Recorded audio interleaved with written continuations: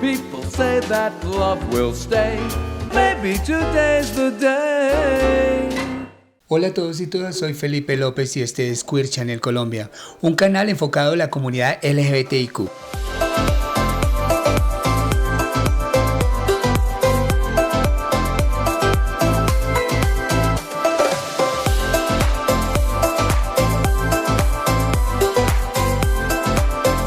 El día de hoy vamos a tratar un tema que es bastante escabroso y vamos a hablar sobre lo que ha pasado con la hija de ustedes, con Camila, qué sucedió con respecto al colegio. Yo sé que ustedes han intentado de pronto matricularla en algunos colegios, pero han recibido discriminación por parte de ellos. Hablemos del colegio americano, ¿no? ¿Fue el que sucedió? Sí, claro, no, pues realmente lo que nos enfrentamos nosotros como pareja homoparental es ya la cotidianidad de ser papitos de una niña en la búsqueda del colegio. Fueron algo más de 7 colegios donde encontramos barreras desde el formulario que nos plantea que consignen papá y mamá, pero acá somos 2 papás y seguían insistiendo, alguien tiene que ser el rol de mamá, vamos a mirarlo en el comité de admisiones y miramos su caso y nunca más nos llamaron. Las entrevistas también un poco diciendo, pero la niña va a crecer y va a identificar quién tiene ese rol. Digamos, el sistema educativo no está preparado, pero definitivamente la tapa, ¿sí? Y la expresión ya directa, explícita de un acto de discriminación fue el Colegio Americano de Bogotá. ¿Tú consideras de todos modos que nosotros, digamos, en Colombia los educadores todavía no están preparados como para asumir ese tipo de relaciones de familias totalmente diferentes a lo que comúnmente ve la sociedad? Por supuesto, lo primero que tenemos que mirar aquí es que la educación no se puede impartir con la Biblia debajo del brazo. Ningún acto científico, técnico, académico se debe impartir a partir de la creencia religiosa. Entonces, partamos desde ahí. Entonces, digamos un poco, el moralismo, los dogmas están mandados a recoger. Digamos que aquí hay un tema de garantía del derecho, de la no discriminación. Discriminar en Colombia es un delito. Entonces creo que si los docentes entienden esta parte, van a tomar una postura un poco más abierta a, digamos, abordar la diversidad desde el enfoque de derechos, desde la garantía de derechos, en este caso, de una menor que es nuestra hija, de acceder al servicio educativo. Digamos que aquí un poco la creencia está cruzada o, digamos, como no comparto, entonces tampoco llevo esa situación a la práctica profesional. Digamos que si no lo comparto, pues debo ser ético en el quehacer profesional. Claro. Y aquí es el llamado. Entonces digamos que los colegios no están preparados y menos la planta docente, porque si el colegio no conoce la norma y no lleva esa norma a su cuerpo docente directivo, pues el inicio se pierde. De todos modos, hace poco, el 1 de marzo, se celebró el Día de la Cero Discriminación. ¿Realmente qué es lo que está haciendo la comunidad internacional frente a eso? Porque pues vemos que seguimos en las mismas, tanto en Colombia como en el mundo entero, ¿no? Yo creo que también nos toca ser justos. Es mucho el avance y el desarrollo que hemos tenido los sectores LGBTI, que nadie nos ha regalado nada. Obvio. Ha sido de lucha, de movimiento, de incidencia política. Hoy el hecho de que estemos 2 hombres acá hablando de nuestra hija, lamentablemente sobre una situación discriminatoria, ya es un avance, porque estamos hablando 2 hombres de una hija, pero significa que todavía hay que avanzar más, que nos estamos enfrentando ya a la cotidianidad, al cambio cultural, las normas, las garantías jurídicas, los avances políticos de este sector y de la diversidad sexual y de géneros se vienen dando. Pero ya la práctica es la que nos está demostrando que aún la sociedad necesita un cambio cultural, el sistema educativo, el sistema de salud, los diferentes sistemas de la sociedad para enfrentar esta situación. Lo que nos pasó con el Colegio Americano es una muestra de eso. Como cualquier familia, ¿sí? Hicimos el proceso de ir a conocer el colegio, nos pareció espectacular, los laboratorios, cercano a nuestro trabajo, avanzas el bilingüismo, queremos una educación de calidad para nuestra hija. Vamos allá, verificamos, ¿sí? Presentamos unos formularios, presentamos nuestras condiciones que le piden a cualquier familia. Papitos, ustedes lo cumplen, ¿sí? Pero luego nos llaman a una entrevista, bueno, la niña presentó el examen, como cualquier familia. La niña supera el examen. La niña superó todas las cosas que había que le correspondían y los papás también. Cuando ya llegamos a la entrevista nos dice el colegio, lo sentimos, desde el principio debimos haberles advertido que no siguieran el proceso porque no estamos preparados para eso. Mi pregunta es, entonces tenemos que esperar que esté preparado para garantizar el derecho a la educación a un niño o una niña. O sea, aquí lo que hay es la violación de 3 derechos. O sea, ¿dónde están los derechos de los niños? Los derechos de los niños y las niñas prevalecen sobre cualquier cosa, son universales. Ahí está la primera violación de esta institución educativa. Lo segundo, el derecho a la educación es inherente al ser humano, ¿sí? Y significa que allí también se violó este colegio. Este colegio viola este derecho. Y el tercer derecho a la no discriminación y a la igualdad. O sea, están violando la Constitución, es uno de los derechos fundamentales de la Constitución, de sendas sentencias de la Corte Constitucional. Por eso consideramos que ahí está puesto el delito de discriminación. Y en Colombia discriminar es un delito. Claro, eso sí es verdad. Pero todos nosotros estamos viendo definitivamente que en este país se habla mucho sobre la discriminación, sobre los derechos de los niños y niñas, y no estamos viendo nada, porque han habido estudios del Instituto de Bienestar Familiar, del Ministerio de Salud, de tantas entidades. ¿Qué están haciendo ellos para realmente hacer valer estos derechos para los niños y niñas? Y sobre todo para familias que no son estructuralmente pues lo que según la sociedad dicta. Sí, lo que pasa es que aquí en la urgencia de cumplir con algunas sentencias, algunas instituciones lo que han hecho es interpretar hacia la sentencia, ¿sí?, lo que ya tienen dentro de esos procesos de admisión, procesos de inscripción.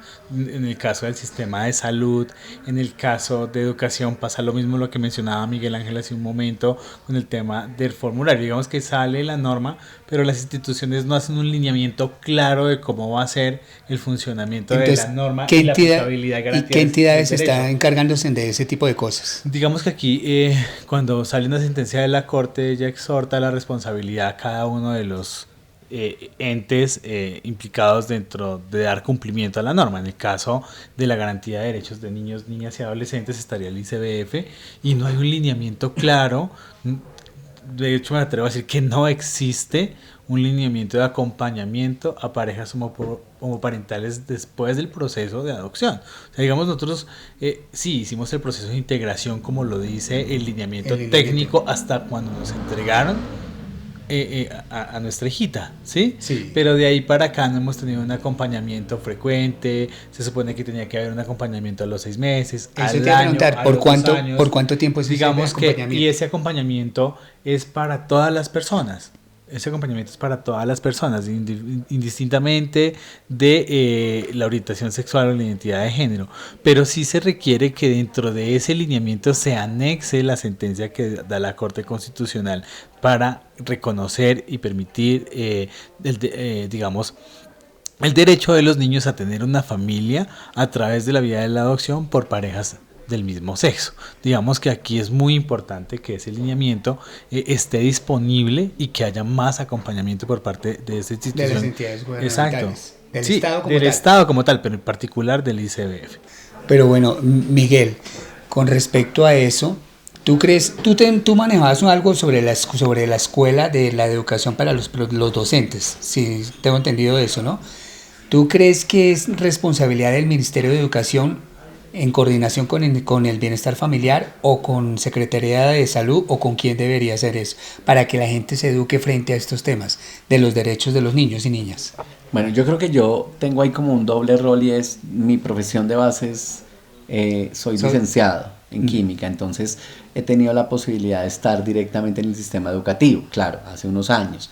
El sistema educativo efectivamente requiere hacer ajustes y modificaciones en sus prácticas pedagógicas, en sus prácticas institucionales y en sus prácticas curriculares para abordar la diversidad en la escuela. Y no solo nos referimos a diversidad sexual y de géneros, que allí, como decía John, ya existe sentencia, ya existen lineamientos, ¿sí? Pero en general la escuela debe entenderse como ese escenario de sociedad chiquita. Lo que pasa en la escuela pasa en la realidad y pasa en el mundo, ¿sí? Sí. Los niños, niñas, jóvenes, adolescentes que estamos formando en la escuela son los adultos del futuro. Son esos adultos que hoy están discriminando.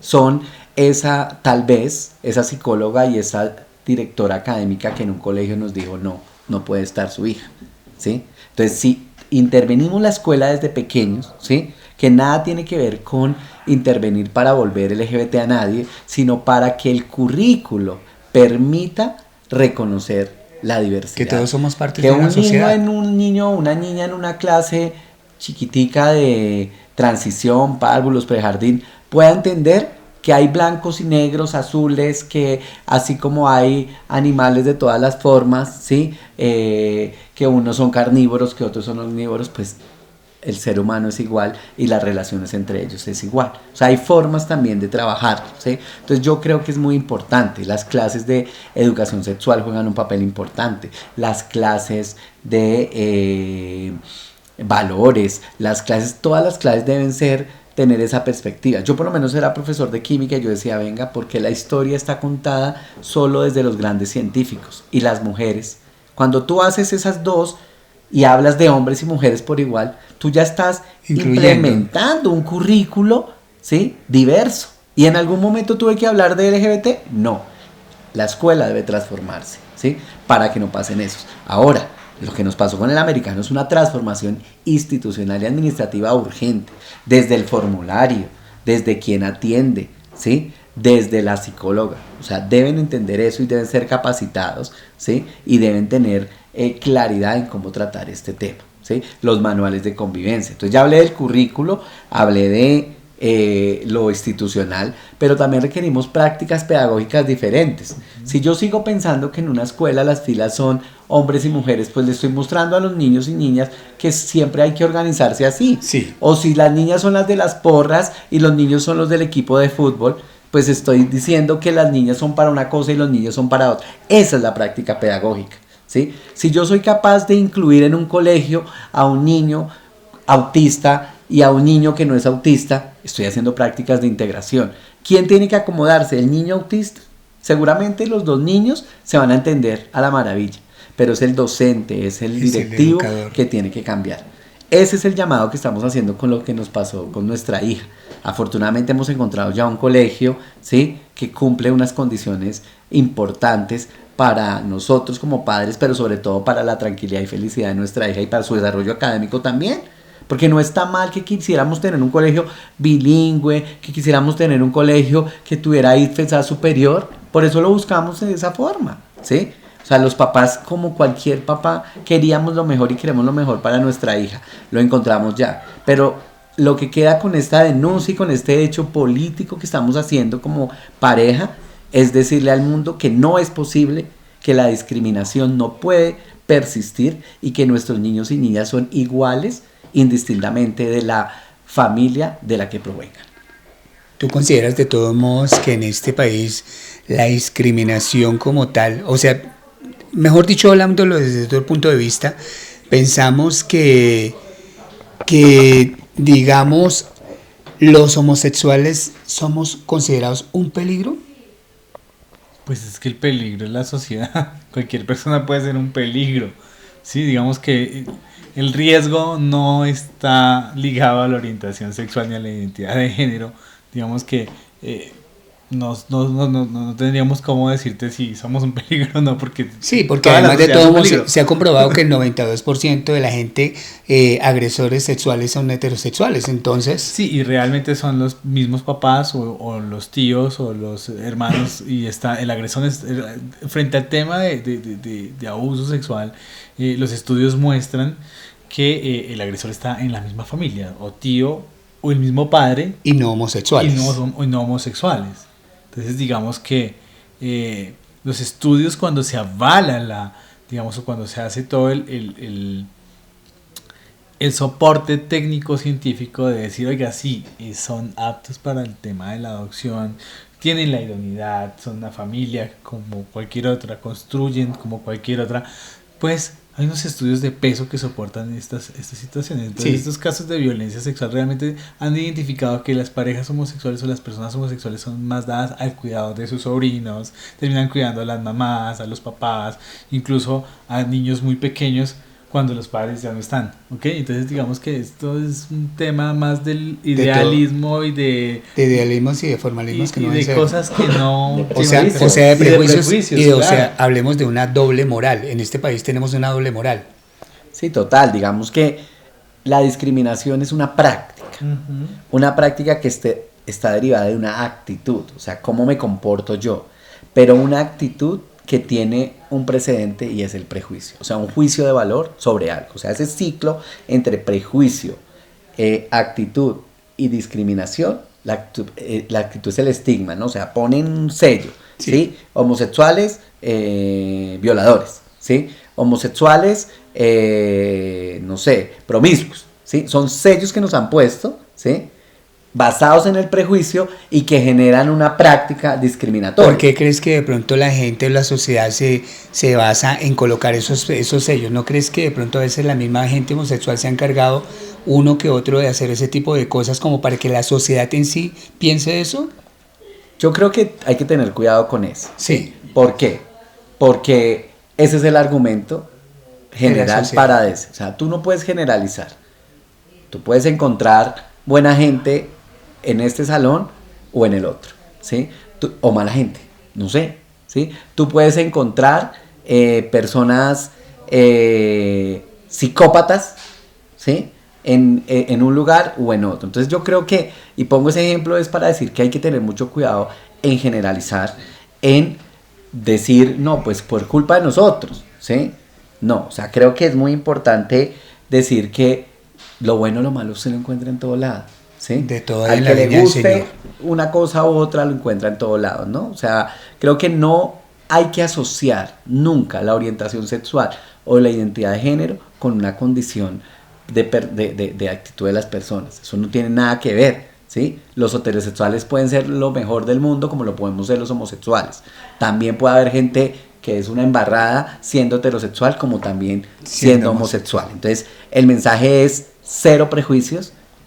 Los prejuicios se combaten con información acertada, los prejuicios se combaten con derechos, ¿sí?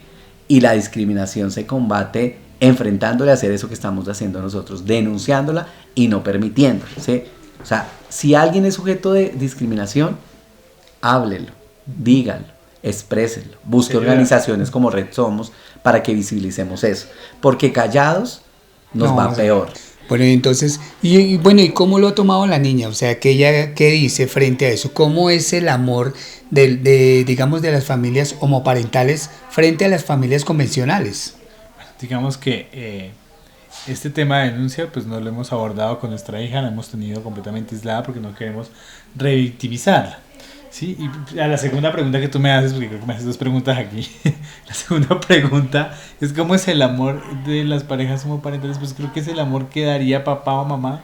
Es igual, o sea, nosotros hemos tenido como diferenciaciones en esto, amamos a nuestra hija, nuestra familia ama a nuestra hija también, la tía Pilar, la tía Viviana, son felices cuando ellas están ahí, los abuelitos, porque todavía nuestra hija cuenta con abuelitos, mi papá y mi mamá están vivos todavía, gracias a Dios, y ellos son felices con su nieta, ¿sí? Entonces digamos que mis papás decían, bueno, ustedes se van a casar. Bueno, si se van a casar, mi mamá decía, pero venga, ¿por qué se van a casar dos hombres? Ya se puede, sí, yo sí, ya se puede. Mi mamá todavía como le patinaba la idea, ¿sí? Bueno, nos casamos, bien, van a adoptar y, ¿cómo así que van a adoptar? ¿Y eso cómo es? Y la cosa, sí, mi papá feliz, mi mamá como que, venga, ¿y esto cómo es la cosa? Pero ahí ¿sí? vemos reflejados los derechos de los niños como tal, ¿no? Mi mamá decía, pues si van a adoptar, pues bienvenida sea el niño o niña que llegue a la familia. Mire, antes nos pelea porque le llevemos a Camila hoy en día, nos dice, oiga, nos van a traer la niña, quiero estar con la niña un fin de semana, y se pelea estar con la niña. Yo creo que el amor es igual que cualquier otra familia, y como las familias, como cualquier otra familia habrán dificultades y habrán fortalezas que permiten que esa familia se haga a flote, ¿no? Eso es verdad. Y según tú, Miguel, ¿qué piensas frente a eso? Pues yo creo que, y con esto la gente, alguien tiene que tener el valor y poner la cara. Y creo que eso también ha sido, y lo hacemos en ese doble sentido. Uno, por los derechos de nuestra hija y de nuestra familia. Tenemos los mismos derechos y ella tiene los mismos derechos de cualquier persona. Aquí no estamos pidiendo más, no estamos pidiendo privilegios. Estamos diciendo, exigimos que se nos respete en dignidad. El derecho a la igualdad. Y en igualdad. Pero también en decirle a otros, ¿sí?, que se puede, que no nos podemos quedar callados, ¿sí? que tenemos que poner la cara y denunciar, ¿sí? Que no podemos hacer tolerable nuestra aceptación. Aquí estamos hablando de derechos, no de tolerancia, ¿sí? Aquí estamos hablando de garantizar derechos. Entonces poner la cara, salir a visibilizar, denunciar, es decir, nos está pasando, y es también exigirle, ¿sí?, a esa institución, a la Secretaría de Educación, a los entes y que intervienen, a que tienen que hacer algo, ¿sí? Van a cambiar las cosas. Mira, nosotros decíamos, con que hoy al menos los colegios privados empiecen a ser controlados y vigilados en este tema, va a ser ya una ganancia fundamental. Porque por más privado que sean, el derecho a admisión no puede estar por encima de los derechos universales de los niños y las niñas. No pueden ser derechos de admisión que discriminen, ¿sí? Eso ya será una ganancia, ¿sí? El solo hecho que en un formulario ya pueda aparecer tipos de familia, sí. Es que en la primera, nosotros decíamos, nos encontramos con un formulario, decíamos mamá y papá, y nos decían pongan a cualquier, no, nosotros tachábamos y poníamos papito 1, papito 2. Sí. ¿Sí? Y nos devolvían formularios. No se puede tachar. No se... Entre ustedes definan quién va a asumir el rol de mamá. Nos dijeron en una entrevista, en serio. ¿A quién pongo como papá? ¿A quién pongo como mamá? Entonces ustedes los definan, pero tengo que poner a alguien como mamá. Sí. Y remata la entrevista diciendo, tranquilos, cuando la niña crezca, tenga 8 o 9 años, va a identificar quién es la mamá dentro de la relación. Entonces, ¿qué va a pasar? El solo hecho de que se modifiquen esos formularios será una ganancia. Por supuesto. El solo hecho de que los colegios privados empiecen dentro del proceso que tienen de inspección y vigilancia con la Secretaría de Educación, incluir esta variable, ya es una ganancia. Ya incidimos y ya hicimos agenciamiento social y político. Con respecto a la respuesta del colegio, ellos están mintiendo. Dicen que nos dijeron que nos esperáramos un poco para ellos poder ajustar. Eso nunca fue así. Digamos que, ¿por qué nuestra hija tendría que esperar a que el colegio se ajuste? El colegio se tiene que ajustar a las necesidades de niños, niñas y adolescentes. No los niños ajustarse a que el colegio los pueda recibir. ¿Sí? Eso fue lo primero que mencionaron. Lo segundo, que nunca habían discriminado a nuestra familia por ser una familia homoparental, sino que tenían que revisar. ¿Qué tienen que revisar? Digamos que aquí no hay una situación de esperar. ¿Sí? Entonces, digamos que el colegio está diciendo mentiras. Nos dejó llegar hasta el momento de la entrevista y en la entrevista nos discriminó, ¿sí? Y ella estaba feliz, ella estaba emocionadísima porque ese iba a ser su colegio. Cuando llegó y la separan, y ella en todas las entrevistas había estado al lado de nosotros. Cuando salimos de esa entrevista nos dice, papitos, ¿y por qué yo no estaba ahí? Nosotros en medio de la rabia, como de desánimo y de la tristeza que esto nos generó, tratando como de explicarle, no, mamita, el colegio dijo que no, ¿y por qué no pasé el examen? Y yo, si el examen lo pasaste, mi amor, pero nosotros no sabíamos cómo abordar este tema con nuestra niña. De todos modos, es que así es como nosotros queríamos traerlos a ellos el día de hoy. Hacer un llamado a todas las entidades gubernamentales para que realmente estén pendientes de realmente hasta dónde están los derechos o prevalecen los derechos de nuestros niños y niñas en este país. Así que bienvenida a la Secretaría de Educación, bienvenida al Bienestar Familiar, bienvenido a todas estas entidades para que realmente se den cuenta de hasta dónde estamos vulnerando nuestros niños y niñas y con respecto a las parejas homoparentales. Muchas gracias por estar aquí. Listo, muchas gracias y felicitaciones por abordar estos temas en este canal. Bueno, muchas gracias, John. Gracias a Queer Channel por este espacio para también abordar el tema de una manera tranquila, pero también seguir haciendo la denuncia y seguir haciendo incidencia política, y que quienes vean esta entrevista pues se animen a denunciar esos actos de discriminación. Ya saben, aquí están en Red Somos Colombia, entonces para que ustedes puedan ayudarlos a denunciar. Bueno, fue un placer tenerlos el día de hoy. Felipe López quien les habla, este es Queer Channel Colombia. Hasta una próxima oportunidad.